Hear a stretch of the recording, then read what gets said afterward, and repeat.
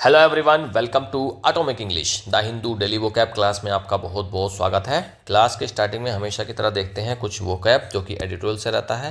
Exam oriented vocab है, exam में ऐसे ही वर्ड्स आपको देखने को मिलते हैं। उसको फिर एक्सप्लेन करते हैं चीज़ों को तरीके से, पार्ट ऑफ स्पीच आइडेंटिफिकेशन की भाई जो वर्ड्स हैं वो नाउन है, एडजेक्टिव हैं, एडवर्ब हैं, क्या है उसका हिंदी मीनिंग, उसका इंग्लिश मीनिंग। देन वर्ड्स को सेंटेंस में यूज़ करके देखेंगे और उसका ट्रांसलेशन करेंगे, तब पता लगेगा कि भाई सेंटेंस के अंदर ये क्या सेंस देता है। देन उसका सिनोनिम्स, उसके एंटोनिम्स भी इसी क्लास में हम देख लेंगे। और उसके अलावा क्लास में हम देखेंगे idioms and phrases, phrasal verbs और वन वर्ड सब्सटीट्यूशन। तो ये सब कुछ आपको डेली बेसिस पर इस एक सिंगल क्लास में मिल जाता है। यहाँ पर चीज़ों को एक्सप्लेन करूँगा तरीके से, सब कुछ समझ में आएगा, क्रिस्टल क्लियर रहेगा। लेकिन वोकैब की नेचर याद तो होता ही नहीं है एक बार में, तो उसको चाहिए होती है प्रैक्टिस। तो मैंने डेवलप करे हैं ट्रिकी MCQs फॉर प्रैक्टिस। 25 से 30 के आसपास डेली बेसिस पर सेट रहता है, पूरा सेट रहता है।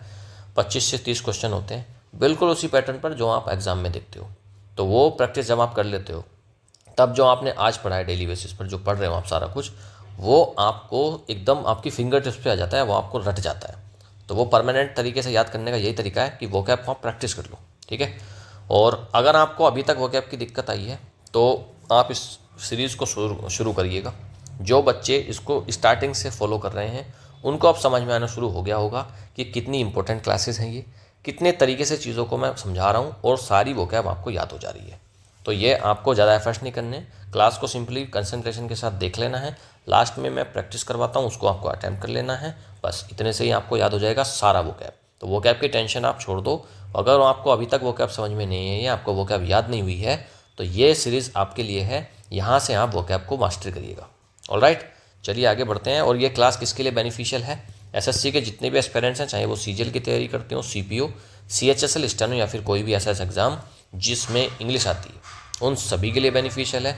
उसके अलावा बैंक की तैयारी करने वाले बच्चे, रेलवे, टीचिंग, डिफेंस जैसे NDA, CDS और CAPF या फिर UPSC एस्पिरेंट, सभी के लिए बेनिफिशियल है ये क्लास। ओके, और देखो दो क्लास हो रही हैं, एडिटोरियल की क्लास हो रही है, एक तो एडिटोरियल की क्लास हो रही है और एक हो रही है वोकैब की क्लास। अगर आपको रीडिंग की दिक्कत है, अगर आपको ग्रामर की दिक्कत है, तब आप एडिटोरियल वाली क्लास लगाइए।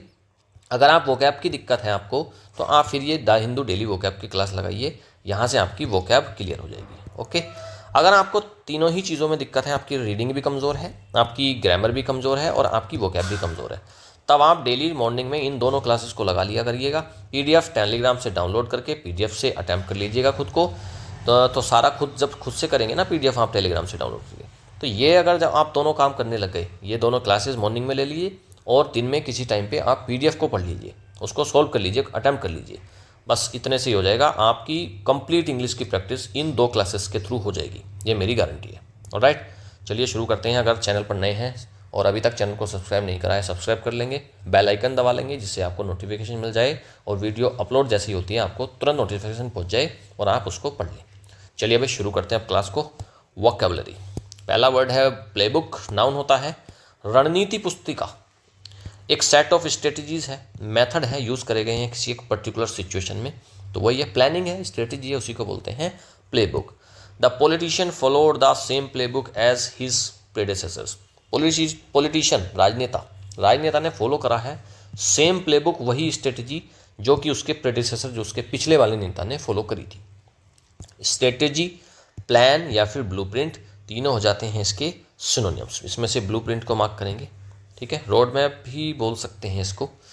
अच्छा, एक तो हो गया भाई प्लेबुक है, पहले से ही लिखा हुआ है कि ऐसे ऐसी चीज़ों को इम्प्लीमेंट करना है। लेकिन दूसरी तरफ स्पॉन्टेनिटी है, अचानक से एकदम से काम करना पड़ रहा है। क्योस है और इम्प्रोविजेशन है, ठीक है। इम्प्रोविजेशन को आप मार्क करो। इम्प्रोविजेशन का मतलब वही होता है स्पॉन्टेनिटी, मतलब अचानक से जब सिचुएशन आई उसी टाइम पर रिएक्ट करना, उसी टाइम पर एक्शन लेना होता है इम्प्रोवाइजेशन। कॉमेडी का भी एक जॉनर है ये इम्प्रोवाइजेशन, कि भाई वो जैसे लाइव आते हैं और जो उनको दिख रहा होता है उसी टाइम पर वो कमेंट्स वगैरह करके उसको कर रहे होते हैं। बहुत सारे स्टैंड अप कॉमेडियंस भी ये काम करते हैं, इम्प्रोवाइजेशन। आर्बिट्रेरीनेस, नाउन है, मनमानी को बोलते हैं। यहाँ पर एक स्पेलिंग गड़बड़ हो गई है, आर्बिट्रेरीनेस में आई है यहाँ पर, ठीक है, arbitrariness. Okay, the quality of being based on random choice rather than reason. कोई रीज़न नहीं है, कुछ नहीं है, बस आप अपनी मनमानी तरीके से चीज़ों को कर ले रहे हो, तो उसी को बोलते हैं आर्बिट्रेरीनेस। तानाशाही भी बोल सकते हैं आप इसको। द आर्बिट्रेरीनेस, यहाँ पर भी अगेन आई लगाओ, arbitrariness of the decision caused public outreach, जो एकदम मनमानी तरीके से डिसीजन लिया गया उससे क्या कॉज हो गया, उससे क्या चीज़ उत्पन्न हुई, पब्लिक आउटरीच, पब्लिक का आक्रोश बढ़ गया। विम, कैप्रिशियसनेस और डेपोटिज्म, देखो तीनों वर्ड्स अच्छे मिल गए, करो मार्क, इसको भी मार्क करो, कैप्रिशियसनेस को भी और डेपोटिज्म को भी, तीनों मार्क, सॉरी डेस्पोटिज्म, डेपोटिज्म नहीं है, डेस्पोटिज्म है, तीनों को मार्क लो, सबका मतलब वही है मनमानी। एक तरफ तो मनमानी करी जा रही है, बिना किसी लॉजिक के चीज़ों को करा जा रहा है, लेकिन दूसरी तरफ लॉजिक लगाया जा रहा है, फेयरनेस है और रेशनैलिटी है, तीनों हो जाते हैं इसके एंटोनियम्स। इसमें से रेशनैलिटी को मार्क कर लेंगे। अगला वर्ड है ब्रेजन, एडजेक्टिव होती है बेशर्म को बोलते हैं ब्रेजन। बोल्ड है विदाउट शेम, उसको शर्म नहीं आती है, उसको बोलते हैं brazen. Her brazen attitude shocked everyone in the room, उसका जो ब्रेजन एटीट्यूड था ना, एकदम बेशर्मी वाला एटीट्यूड था, उससे सारे लोग सदमे में आ गए, रूम में जितने भी लोग थे। शेमलेस, बोल्ड और ओडेशियस, इसमें से आप ओडेशियस को मार्क करेंगे, एग्जाम में कितनी बार आया यार ये वर्ड, इसको मार्क करो। बेशर्म, एक तरफ तो देखो बेशर्म है, बोल्ड है, बिना किसी शर्म के है, लेकिन दूसरी तरफ शाय, शर्मिला है, मॉडेस्ट है और मीक है। मीक को मार्क कर लेंगे, वही शर्म करता है, जो सोच समझ कर करता है चीज़ों को, वही होता है। तो इसका ये तीनों हो जाते हैं इसके एंटोनिम। शाय का तो पता होगा, मॉडेस्ट और ये मीक मार्क कर लो बस। अगला वर्ड है ग्लिमर, नाउन भी है वर्ब भी है। झलक इसका मीनिंग है हिंदी में अ फेंट और ब्रीफ लाइट और होप, कोई एक झलक मिल रही है किसी चीज़ की, उम्मीद की एक किरण मिल रही है, उसको बोलते हैं glimmer. There was a glimmer of hope in his eyes, उसकी नज़रों में क्या था, ग्लिमर, एक क्या था, एक झलक थी उम्मीद की उसकी आंखों में। स्पार्क, फ्लिकर और रे, इसमें से आप फ्लिकर को मार्क करेंगे, स्पार्क को भी कर सकते हैं। स्पार्क एक चिंगारी को बोलते हैं ना, स्पार्क तो वही झलक होती है, वो रे तो है ही किरण, तो इस फ्लिकर को आप इसमें से मार्क कर लेंगे। अच्छा, एक तरफ झलक है ना, एक लाइट की कुछ ना कुछ किरण मिल रही है, लेकिन दूसरी तरफ ग्लूम है, डार्कनेस है, होपलेसनेस है, तीनों इसके हो जाते हैं एंटोनियम्स। शेल्टर, अगला वर्ड है शेल्टर, नाउन भी होता है वर्ब भी होता है। आश्रय को बोलते हैं ना शेल्टर, एक ऐसा प्लेस है जो आपको प्रोटेक्शन देता है, जहाँ पर आप सेफ फील करते हो, वो होता है shelter. The cave offered shelter from the storm, तूफान चल रहा था बाहर, तो तूफान में तो भाई कुछ भी हो सकता है ना, पेड़ गिर सकता है, तो कुछ भी गिर सकते हैं, आपकी मृत्यु हो सकती है, आपको चोट लग सकती है।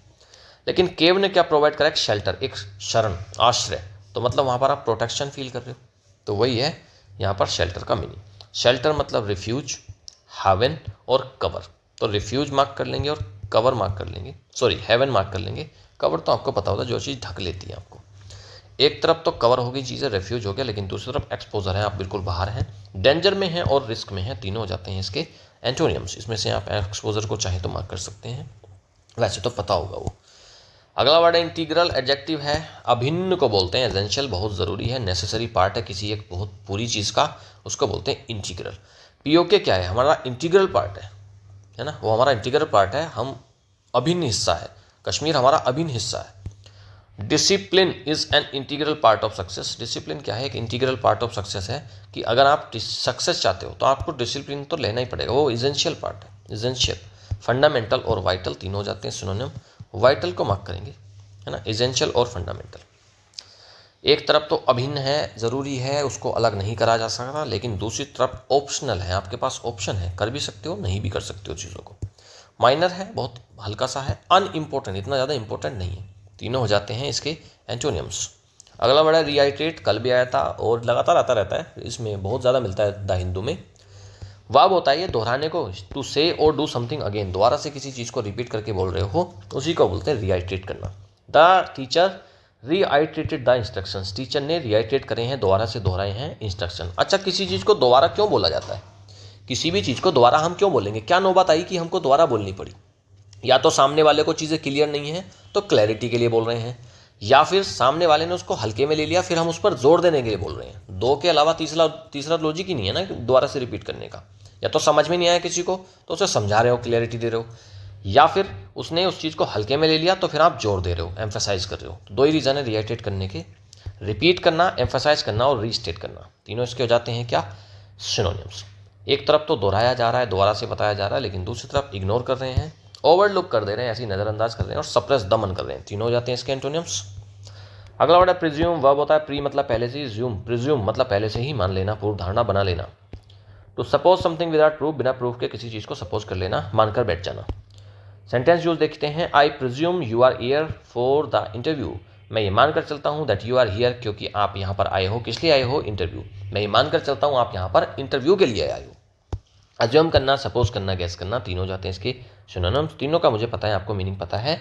आगे देखिए, एक तरफ तो मान ले रहे हैं, है ना, मान लिया, उसको पहले ही पूर्व धारणा बना ली। लेकिन दूसरी तरफ डाउट है, क्वेश्चन है, डिसबिलीफ है, तीनों जाते हैं इसके एंटोनियम्स।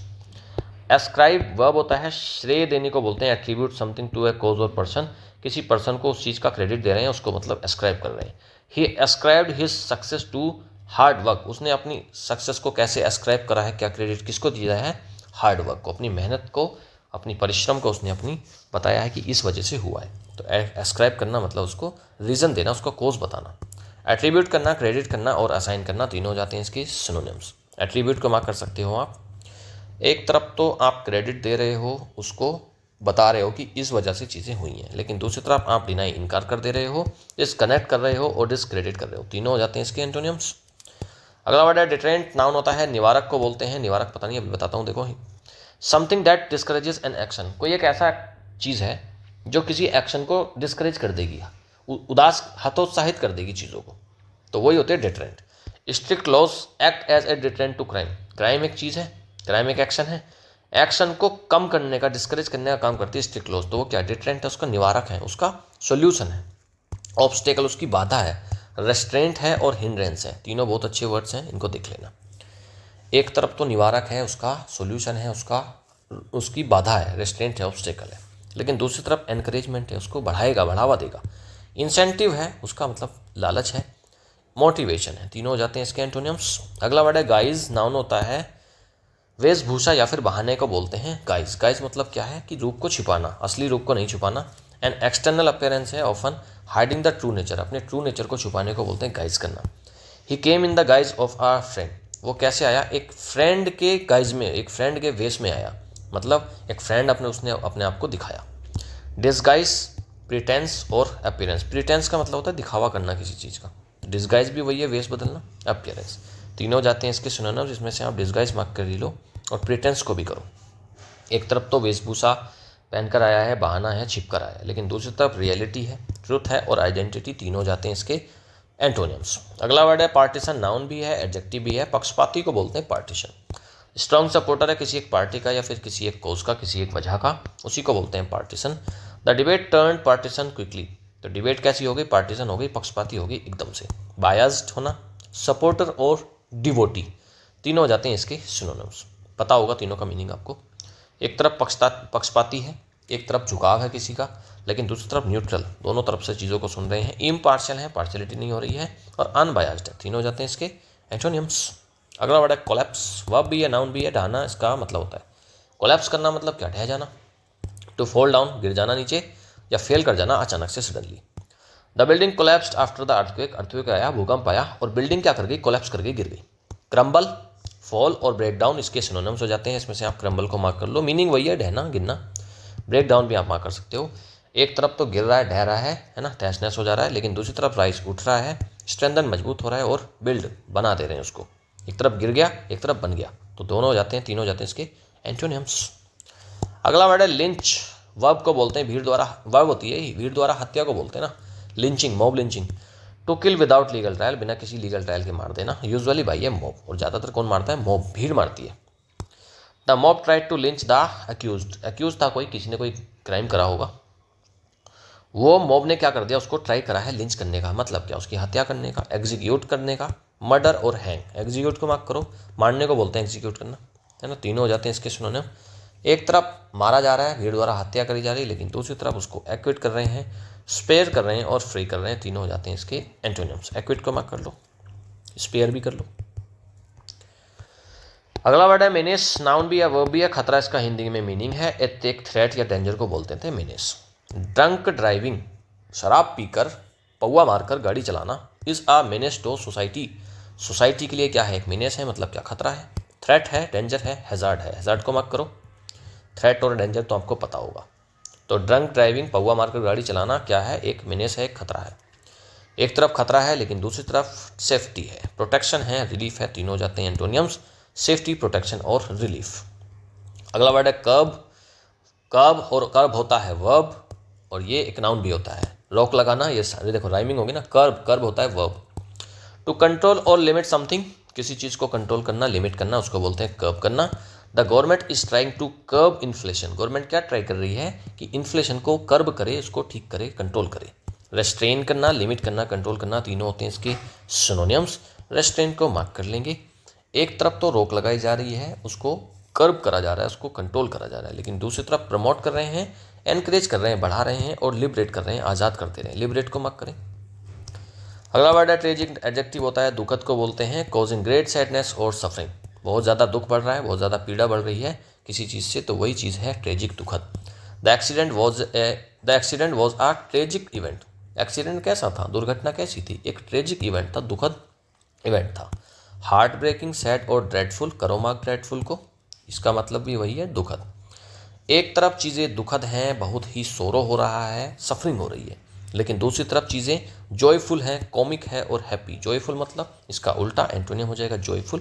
कॉमिक मतलब जो थोड़ा सा मजाकिया टाइप की चीज़ है, तो वो होता है कॉमिक और हैप्पी, तीनों हो जाते हैं एंटोनियम। हम जब खुश होते हैं तभी तो हम कॉमिक्स पढ़ते हैं, या फिर हमको जोक कब समझ में आता है भाई? कोई व्यक्ति अगर बहुत ज़्यादा दुखी है, उसको जोक तो समझ में ही नहीं आएगा ना। जोक तो एक अच्छे प्रसन्न मन की एक वो है, जब ही समझ में आएगा जब आप प्रसन्न हो, वरना जोक आपको समझ में नहीं आएंगे। कई बार होता है ना, हम कॉमेडी देख रहे होते हैं और हमको कुछ समझ में नहीं आ रहा होता, उस टाइम पे हमारी मेंटल स्टेट बहुत दुखी की होती है, तो उस टाइम पर कॉमिक्स समझ में नहीं आएगी।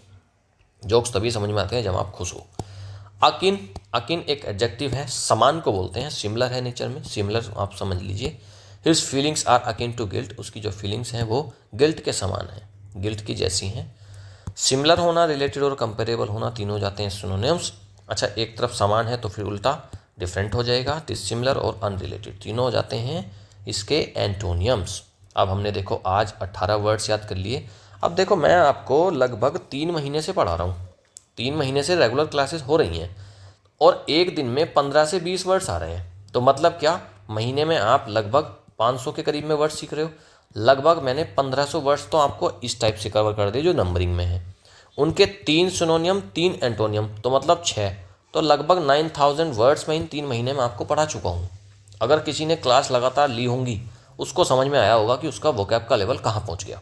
अगर आप में से कोई रेगुलर व्यूअर है इन वीडियोज़ का, जो स्टार्टिंग से मेरे साथ जुड़ा हुआ है, तो वो मुझे कमेंट करके बताए, मुझे बहुत अच्छा लगेगा, मुझे पता लगेगा कि ये बच्चा स्टार्टिंग से ही जुड़ा हुआ है। ठीक है, तो 9000 वर्ड्स के आसपास मैं कवर कर चुका हूँ, ट्रांसलेशन चल रही है साथ में, बहुत कुछ हो रहा है। ठीक है, चलिए भाई लगे रहिए, आपको वोकैब का चैंपियन ही बनाकर छोड़ूंगा मैं। Idioms and phrases, idioms and phrases करते हैं।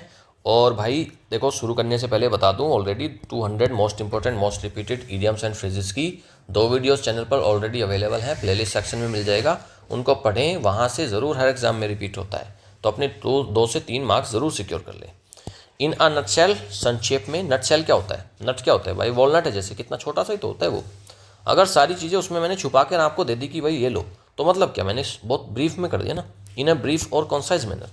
इन a nutshell the plan failed due to poor execution, एक नटशेल में बहुत संक्षेप में शॉर्ट में अगर बताएं तो प्लान फेल हो गया due to poor execution, execution ठीक नहीं था, उसका तरीका ठीक नहीं था करने का, इसलिए प्लान फेल हो गया। इन ब्लैक एंड वाइट, अब आप ये देखो, ये जो आपके सामने इस टाइम पेपर है, तो पेपर वाइट है और लिखा हुआ ब्लैक से है, मतलब क्या है, मतलब क्या है, वाइट पेपर है और ये आपको ब्लैक दिख रहा है, तो मतलब क्या, रिटर्न में है चीज़ें, लिखित रूप में। इन राइटिंग और प्रिंट, राइटिंग में है या प्रिंट में है। The contract must be in black and white, मतलब क्या, लिखित में होना चाहिए, कोई भी कॉन्ट्रैक्ट आप लिखित में होना चाहिए। इन full swing, full swing, swing होता है उछाल, अगर कोई चीज़ बहुत फुल स्विंग मार रही है तो मतलब क्या, वो पूरी गति पर है, एट इट्स पीक, अपनी पीक पर है, और मोस्ट एक्टिव स्टेज में है वो। ठीक है, the wedding celebrations were in full swing, wedding celebration कैसी थी, इन फुल स्विंग थी, मतलब क्या, पूरे जोरों शोरों पर थी। इन द ब्लूज, उदास, फीलिंग सैड और डिप्रेस्ड, जब आप नीले हो जाते हो बिल्कुल, तब आप उदास हो रहे होते हो। इन द ब्लूज मतलब sad, depressed. After the breakup, breakup के बाद, he was in the blues for days, कई दिनों तक ब्रेकअप के बाद वो कैसा रहा, इन द ब्लूज मतलब दुखी रहा, नीला पड़ गया बेचारा ब्रेकअप में। ठीक है, फ्रेजल वर्ब्स, अकाउंट फॉर, कारण बताने को बोलते हैं, अकाउंट फॉर, टू एक्सप्लेन और justify. Can you account for your absence yesterday, क्या आप अपनी एब्सेंस का कारण बता सकते हो, कल आप आए क्यों नहीं थे, अपनी एब्सेंस का कारण बताओ, account for.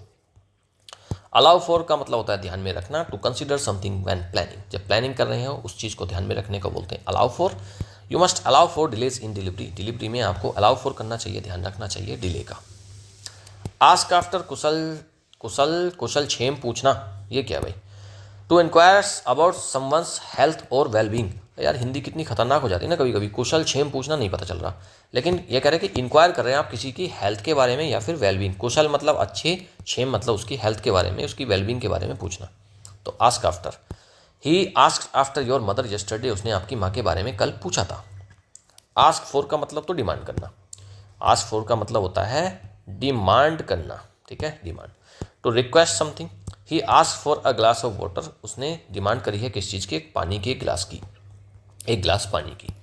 One word substitution करते हैं, और अगेन शुरू करने से पहले बता दूं, already 200 most important one repeated one word substitution already channel पर अवेलेबल है, वहाँ से आप ज़रूर देखिए, प्लेलिस्ट में मिल जाएगा। 2 से 3 वन वर्ड सब्स्टिट्यूशन वहाँ से आते हैं, उन सबको बहुत सेलेक्ट करके लिखा गया है। पहला है सेंसस, जनगणना को बोलते हैं, एक ऑफिशियल काउंट है पॉपुलेशन का, उसी को बोलते हैं सेंसस। जनगणना कर लेना, लोगों की गिनती कर लेना कि एक पर्टिकुलर जगह पर कितने लोग बसते हैं। The census is conducted every 10 year, हर 10 साल में एक सेंसस होती है, जनगणना होती है। क्रिमिनोलॉजी अपराध शास्त्र है। The study of crimes and criminals, study है किस चीज़ की? क्राइम की या क्रिमिनल्स की, उसको बोलते हैं क्रिमिनोलॉजी। लॉजी जहाँ आएगा वहाँ पर स्टडी से मतलब है, क्रिमिनल को आपको पता ही है। She is pursuing a degree in criminology, वो क्या कर रही है? परस्यू कर रही है, मतलब क्या? पूरे पढ़ाई कर रही है, डिग्री की, डिग्री ले रही है किस चीज़ में? क्रिमिनोलॉजी में, अपराध शास्त्र में। कैलीग्राफी, कैली रूट होता है, कैली का मतलब होता है ब्यूटीफुल, और ग्राफी होता है लेख, ब्यूटीफुल लेख, तो सुंदर लेखन को बोलते हैं कैली, मतलब ब्यूटीफुल, ब्यूटीफुल कैलीग्राफी मतलब लेखन, सुंदर लेखन कला को बोलते हैं beautiful writing. The art of beautiful hand writing, आपका बहुत अच्छा हैंड राइटिंग है, उस तरीके से चीज़ों को लिखा जा रहा है, उसको बोलते हैं calligraphy. His calligraphy is एलिजेंट and admired, उसकी बहुत अच्छी कैलीग्राफी है, उसको एडमायर करते हैं सब लोग। कॉन्ग्रेगेशन तो सभा होती है, गैदरिंग है लोगों की, गैदरिंग मतलब इकट्ठा हो रहे हैं लोग, एस्पेशली फॉर वर्शिप, और खास तौर पर किस लिए? पूजा करने के लिए इकट्ठे हो रहे हैं, तो उसको बोलते हैं congregation. The congregation gathered for Sunday prayers, congregation इकट्ठा हुआ है, सभा इकट्ठी हुई है किस चीज़ के लिए? प्रेयर्स के लिए। ये चर्च वगैरह में होता है कॉन्ग्रेगेशन, सारे लोग एक साथ इकट्ठा होते हैं, चर्च में भी होता है और मस्जिद में भी होता है। वो cap practice through tricky MCQs, चलिए भाई खतरनाक काम कर लो ये वाला, और उसके बाद देखना जितना अभी तक पढ़ा है समझ में तो आ गया होगा, अभी रटा नहीं होगा, अब रटवाएंगे इसको, देखो अभी आ जाएगा सारा कुछ समझ में। चलिए भाई शुरू करते हैं इसको, आइए। विच of the following is closest, मतलब क्या? क्लोजेस्ट का मतलब बताओ भाई। क्लोजेस्ट का मतलब होता है सिनोनियम। प्ले बुक एक रूल है स्ट्रेटेजी का, प्लानिंग का, उसको बोलते हैं प्ले बुक। इम्प्रोवाइजेशन नहीं है, रूटीन नहीं है, स्ट्रेटेजी नहीं, स्ट्रेटेजी है, सी ऑप्शन करेक्ट हो जाएगा। स्ट्रेटेजी का मतलब ही तो होता है प्ले बुक, तो इसका C option correct. Arbitrariness, the arbitrariness of his decision reflects a lack of, arbitrariness है, अड़ियलपन है, मनमानीपन है उसका डिसीजन में, उससे क्या नज़र आता है? लैक ऑफ पावर नज़र आती है, रीजन, अथॉरिटी, कॉन्फिडेंस। तो आर्बिट्रेरीनेस में तो किस चीज़ की कमी रहती है? रीज़न की कमी रहती है, बी ऑप्शन करेक्ट है। बिना रीजनिंग के चीज़ों को करते हैं आर्बिट्रेरीनेस में, अड़ियलपन से, मनमानी तरीके से। एंटोनियम पूछा ब्रेजन का, ब्रेजन होता है, ब्रेजन क्या होता है भाई? ब्रेजन का उसमें बताओ, आप मीनिंग बताओ मुझे। टिमिड है, प्राउड है, एरोगेंट है या फिर ब्लंट है, बताओ भाई ब्रेजन का मतलब बताओ जल्दी से फटाफट। ब्रेजन तो होता है ना बिल्कुल बेशरम है कोई, बेशरम को आदमी तो बहुत ज़्यादा डेयरिंग होगा, उसे शर्म ही नहीं लगेगी, वो बहुत ज़्यादा डेयरिंग करेगा। जब वो बहुत ज़्यादा डेयरिंग करेगा, लेकिन पूछा है एंटोनियम, तो एक तरफ जब डेयरिंग होगा तो दूसरी तरफ कौन होगा? और डरपोक, तो टिमिड इसमें करेक्ट आंसर हो जाएगा, ए ऑप्शन करेक्ट हो जाएगा। एक स्लाइट ग्लिमर है होप का, तो वो बताओ ग्लिमर क्या है? एक तरीके का किरण है, उम्मीद की किरण, साइन है, संकेत है, तो एक ऑब्वियस साइन हो सकता है। टोटल सर्टेनिटी तो नहीं है, टोटल सर्टेनिटी तो नहीं है। एक फेंट इंडिकेशन, हाँ ये एक बहुत हल्का सा इंडिकेशन हो रहा है, सी ऑप्शन करेक्ट कर लो, एक इंडिकेशन हो रहा है हल्का सा, वही तो होता है ग्लिमर। आगे, विच वर्ड बेस्ट रिप्लेसेस का मतलब होता है सिनोनियम, अंडरलाइन पार्ट को। अब इसमें अंडरलाइन पार्ट कौन सा है यार? We need to find a place to stay safe during the storm, to stay a place to stay safe, ऐसे कर लो बस, यहाँ तक इसको अंडरलाइन कर लो। पूछ रहा होगा एक ऐसा प्लेस है जो स्टे सेफ रहने के लिए ड्यूरिंग द स्टॉर्म आप यूज़ करते हो, शेल्टर होता है वो, शेल्टर, शेल्टर में तो आप शरण लेते हो, तो बी ऑप्शन करेक्ट है। इंटीग्रल पार्ट कौन सा होता है सिस्टम का? इंटीग्रल पार्ट होता है बहुत ज़रूरी, डेकोरेटिव नहीं है, इरेलीवेंट नहीं है, एसेंशियल बहुत ज़रूरी पार्ट है, सी ऑप्शन करेक्ट हो जाएगा। इंटीग्रल का मतलब ही होता है एसेंशियल। रीआइट्रेट का पॉइंट, अगर आप किसी पॉइंट को रीआइट्रेट कर रहे हो तो मतलब क्या, उसको दोबारा से बोल रहे हो, चैलेंज नहीं कर रहे, क्वेश्चन नहीं कर रहे, रिपीट कर रहे हो। रिपीट करना ही होता है रीआइट्रेट करना। Next, which of the following means to assume without proof, बिना प्रूफ के आप एज्यूम कर ले रहे हो, मतलब क्या, प्रिज्यूम कर रहे हो, प्रिज्यूम कर रहे हो बिना प्रूफ के, मान ले रहे हो। एस्क्राइब करना सक्सेस टू लक, आप एस्क्राइब कर रहे हो सक्सेस को लक, तो मतलब क्या, सक्सेस आप ये कह रहे हो कि लक से होती है, मतलब एक संकेत बता रहे हो कि ऐसे है, उसका रीज़न बता रहे हो। डबल डाउट लक नहीं है, डाउट नहीं कर रहे, डिनाई भी नहीं कर रहे, क्रेडिट दे रहे हो आप लक को। सक्सेस का क्रेडिट, एस्क्राइब करने का मतलब होता है क्रेडिट करना, तो क्रेडिट दे रहे हो आप किसको, लक को। सिनोनियम पूछा है डिटरेंट का, डिटरेंट होता है बैरियर, बी ऑप्शन करेक्ट करो, बी ऑप्शन करेक्ट करो। डिटरेंट होता है बैरियर, रोक, रोड़ा, बाधा, बी ऑप्शन करेक्ट है। बैरियर मतलब deterrent. He visited the village in the guise of, guys का मतलब होता है भेष छिपाकर, उसके भेष में। इन द गाइज ऑफ अब देखो उसने विजिट करा, तो विजिट कैसे करा होगा, सोल्जर की तरीके से, गाँव तो जाएगा नहीं। स्ट्रेंजर या बैगर, किस तरीके से जाएगा भाई, तो भेष बदल कर तो वो बैगर बन के गया। राजा का भेष कैसे बदल देगा कोई, राजा तो वैसे ही पहचान में आ जाएगा ना राजा है ये, तो किंग नहीं हो सकता, स्ट्रेंजर नहीं हो सकता, बैगर के भेष में वो गया है गाँव में। एक पार्टीशन कौन है, एक पार्टीशन तो ऐसा व्यक्ति है जो चीज़ों को एक तरीके से कर रहा है, मतलब क्या, लॉयल टू वन साइड, एक ही साइड का सोच रहा है, वो दोनों साइड का नहीं सोच रहा, तो पार्टीशन मतलब पक्षपाती, loyal to one side. Next, जब एक बिल्डिंग कोलैप्स करती है तो उसका क्या हो जाता है, इरेक्ट कर जाती है, स्ट्रेंथन हो जाती है, फॉल डाउन कर जाती है, गिर जाती है वो, भाई फॉल डाउन कर जाती है ना, गिर जाती है वो, तो उसी को तो बोलते हैं इस कोलैप्स करना, मतलब क्या, गिर जाना। अगला, टू लिंच समवन मीन्स, किसी को लिंच कर दिया, तो लिंच हो गई, किसी की लिंचिंग हो गई, तो क्या हो गया, उसको मार दिया गया, किल कर दिया गया without trial, C option is the correct answer. Next, opposite पूछ रहा है मीनस का, मीनस का मतलब होता है खतरा, और खतरे का उल्टा क्या हो जाएगा, खतरे का उल्टा हो जाएगा प्रोटेक्शन। भाई थ्रेट, डेंजर ये सब तो अलग है, थ्रेट डेंजर को छोड़ दो, फ्रेंड एक अलग ही वर्ड हो गया। मीनस का मतलब होता है प्रोटेक्शन, बचाव, सुरक्षा। The government must curb rising fuel prices, तो कर्ब का मतलब क्या है, कर्ब का मतलब होता है कंट्रोल करना चीज़ों को, एनकरेज नहीं कर रहे, इग्नोर नहीं कर रहे, प्रमोट नहीं कर रहे, कंट्रोल, कंट्रोल का मतलब ही होता है कर्ब। एक ट्रेजिक स्टोरी कौन सी होती है, ट्रेजिक होती है दुखद, जिसमें बहुत दुख भरा होता है, जॉयफुल तो है नहीं। हार्ट ब्रेकिंग हो सकता है, हिलेरियस या फिर न्यूट्रल, बी ऑप्शन करेक्ट करो। हार्ट ब्रेकिंग है जिससे तुम्हारा दिल दुख गया, तो वही तो होता है दुखद, B option is the correct answer. हर reaction was akin to surprise, surprise akin, akin मतलब समान, किसी चीज़ के समान, अपोजिट नहीं है, सिमिलर है, बी ऑप्शन करेक्ट हो जाएगा। अकिन का मतलब होता है सिमिलर, उसी के समान। इन रिटन फॉर्म, ईडियम्स अगर रिटन फॉर्म में है तो मतलब कैसे हैं, वो ब्लैक एंड व्हाइट है ना, in written form, black and white का तो मतलब ही होता है written form, B option is the correct answer. When celebrations are in full swing, अगर सेलिब्रेशन फुल स्विंग्स में हैं तो मतलब क्या कर रहे हैं, वो अपने पीक पर हैं, एट देयर पीक, तो ये ऑप्शन इसका हो जाएगा करेक्ट आंसर, तो C option is the correct answer, at the peak मतलब इन फुल स्विंग। अगला है which idiom fits the sentence, को कौन सा ईडियम फिट करता है। He has been feeling low lately probably because of stress, because of stress, अच्छा तो बताइए इसमें से, स्ट्रेस में है तो मतलब क्या, he is in the blues, in the blues, in the blues हो जाएगा। इन द ब्लूज का मतलब होता है दुख में होना, पीड़ा में होना, परेशानी में होना, बिकॉज ऑफ स्ट्रेस, स्ट्रेस की बात कर रहे हैं, और लो फील कर रहा है, तो लो फील करना मतलब in the blues. In the nutshell तो वही शॉर्ट में होता है, इन फुल स्विंग मतलब जोरों शोरों पर होता है, इन ब्लैक एंड व्हाइट का मतलब होता है रिटर्न। ईडियम का पूछ रहा है समराइज ब्रीफली, समराइज कर देना बहुत हल्के तरीके से, तो नटशेल है ना, नटशेल में आपने रख के दे दिया कि ये लो इतना सा है बात, बस बात सिर्फ इतनी सी है, डी ऑप्शन करेक्ट है।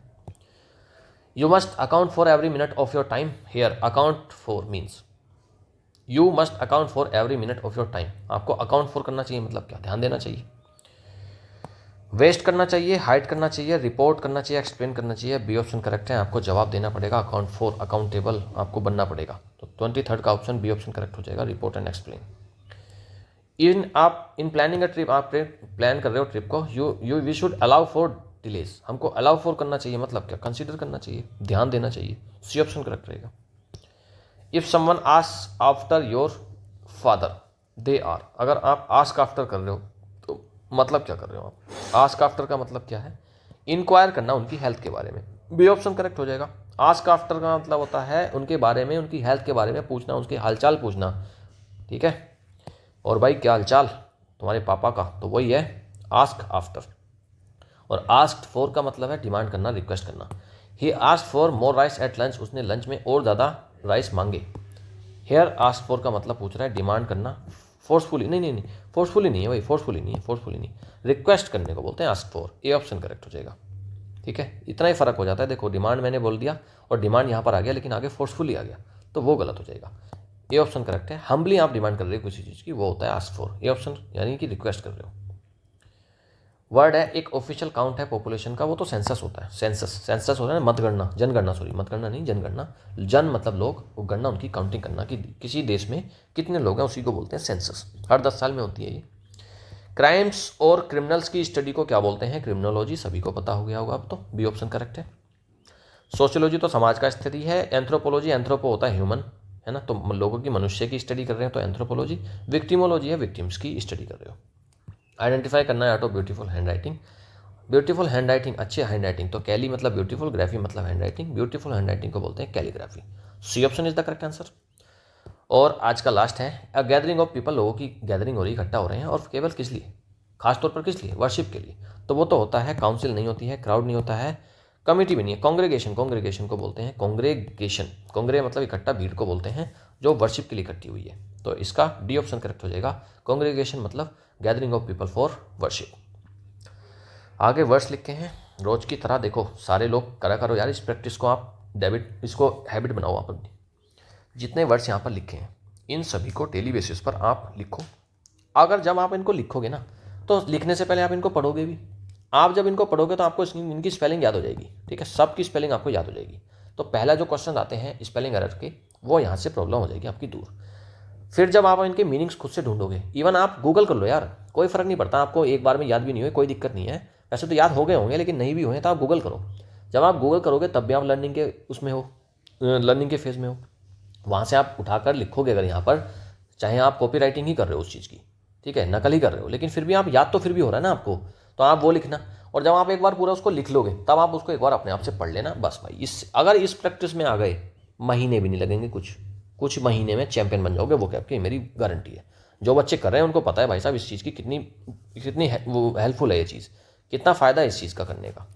चलिए भाई बता देता हूँ सर कितने वर्ड्स थे, इनको रिपीट कर देता हूँ एक बार। Playbook, arbitrariness, brazen, glimmer, shelter, integral, reiterate, presume, ascribe, deterrent, guise, partition, collapse, lynch, menace, curb, tragic, akin.